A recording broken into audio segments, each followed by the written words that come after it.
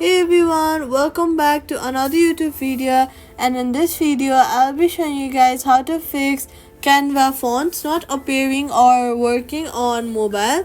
Fonts are essential for design, so you must have them working again. So let's fix this problem.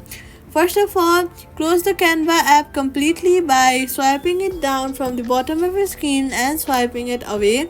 Then go ahead and reopen the design that you were working on. Now make sure your app is updated to the latest versions by going to your app store, search for Canva, and then see if there is an update button. If there is, then update it. If there is not, then that means your app is already updated to its latest versions. Next, you are going to restart your iPhone if fonts still don't show. Safety tip: only use licensed fonts for commercial designs. Quick fix: use web if mobile app fonts fail. And that's it. Subscribe for more fixes and tutorials.